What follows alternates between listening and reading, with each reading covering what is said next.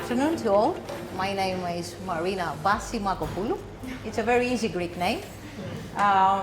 First of all, I would like to thank the organizing team for inviting us, and by saying us, I mean the Hellenic Civil Aviation Authority. My general director, he was supposed to be here, but he couldn't due to some family obligations, so I'm here and I'm very happy about that.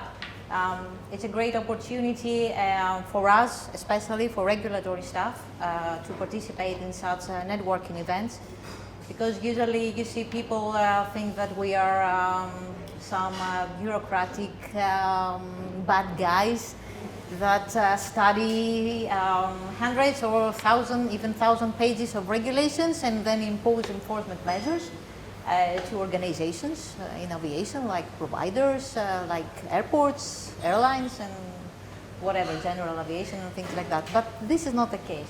My presentation today is mainly about the specific case of single European sky. Already, Ioana has told many things about that, so my presentation will be very short, and also we will focus on the challenges that the regulatory authority is facing, as any other organization in the aviation sector. So if someone, as aviation people, would tell you, what is this single European sky? I have heard of it. What would you say? What would be your reply to that? What is the single European sky? Yeah.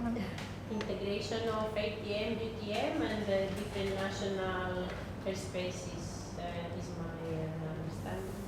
So would you think that this answer would be comprehensive for a person that doesn't even know what is single European sky, UTM, ATM?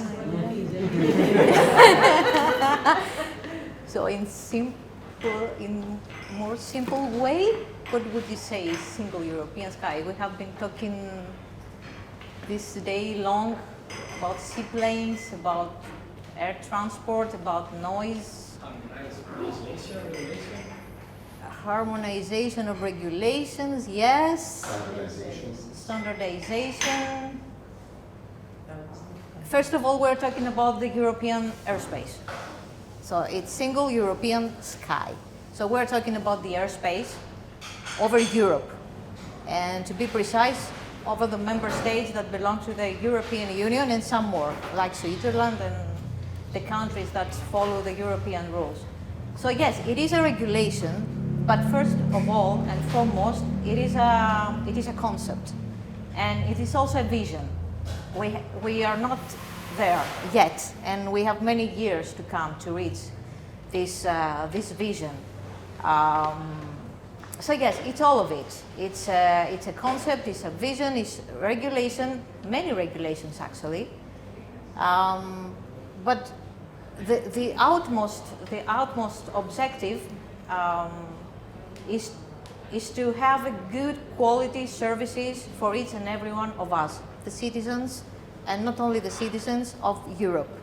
I mean, whoever takes a ticket, buy a ticket to travel by plane, has to be sure that it has a safe, efficient, and these days environmentally sustainable travel. Not to say secure also, because security now, I haven't heard anything about security actually since this morning, and I was about to ask a question about that, but I told myself, let's take the step of when you're taking the floor to ask some things, because drones and seaplanes, do you know actually, Constantine, what is the major constraint right now in order for seaplanes to have operations in Greece? So it's a security issue that has to do with the current regulation that says that you have to have a full security check to each and every passenger, but the seaplane has to take off from an approved and licensed water airport to another. If you are going from Paxi to Kerkira, you cannot do that, because the one is a water field and the other one is a water airport. Mm-hmm. So just imagine a small detail, and it's so crucial, because we have to change the regulation. And you know how the public sector is doing in this. It is not efficient, let's face it. But it's also not proportional to the business. helicopters are allowed to take people Yeah, and they that's- don't need to go. yeah. So it's not proportional to the business. Yeah. You're not flying an airplane with 300 passengers. Yeah. The threat level Yeah. is very different. A Cessna 150 is not the same as Yeah. plowing a 787 into a building. We have heard this argument from the main potential operator, and we will discuss this later on because it can take months to solve the problem. Yeah. But I would just wanted to to give you a hint of. It's important though. Yeah, it's crucial, I would It's say. important. Nobody can enter a seaplane unless he has a full check process, security check process. So here are the list of the main objectives of Single European Sky. I'm not going to stay on each and every one of it. You know, and so far you have understood that we have to increase capacity while we can stay at the same level, at least of safety. So, Ioana, in your previous question, you have spotted the competing goals that we are facing in aviation. I mean, how can you increase capacity while you're at the same time you're increasing safety, and at the same time you cut off the costs, so increase the cost efficiency, and you keep an environment that is sustainable. This is not an easy job, let's say. It's not something that it cannot be done, but it's not easy at all. So, sorry, my head has to be I have strong head. No. So another thing that I'm going to, I just want to stay on is the interoperability concept. Are you familiar with interoperability concept? It's the seamless operation.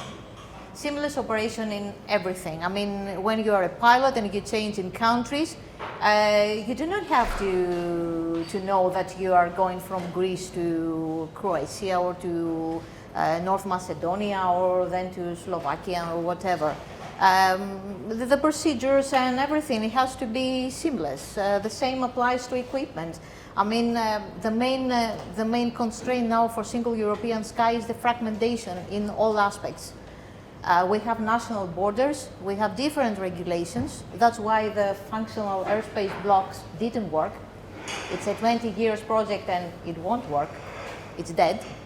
Anyway, in the I don't know what's your view on that, but it's in the new SES 2 Plus regulation. It's in there, but it won't work because there are many security and defense and sovereignty issues that the member states are on them, and they won't take just a piece of their rights or everything. And the cross-border operations are also difficult.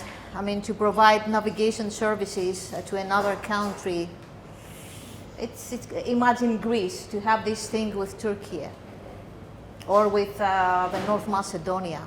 It would be a dream. I mean, we want it, and maybe they want to, but let's forget about it for the next 20 years at least. So, I have already told you about how the SES aims to achieve these goals, and you have also said that you have referred to the new technologies and to the coordination and cooperation that is needed between the different stakeholders. There's so many stakeholders that are in aviation. Another crucial thing is the crisis management. Also, I didn't hear about this today. I was expecting that. I mean, as you can see in the next slide, I think, or the next one, aviation, it's the definition of a VUCA environment. The project managers know what VUCA is, we will see it. I mean, in every day, we don't know what is going to happen, and the airlines are in the edge of that. I mean, you saw what happened with the pandemic, with the security breaches that happen day after day in several countries, and I mean big countries like the Great Britain or something like that. So we have to ensure that we have resilience also. Interoperability, resilience, sustainability, these are all words, but behind these words there are real concepts, and there are procedures, and there are equipment. There is equipment that has to be provided and operate, and there are people that have to work that have to work on the equipment and follow the procedures. So the whole functional system, as we say in air navigation, has to be there and has to be functional. Has to function. So we already have spoken about the SES 2+ regulation is in force since last December.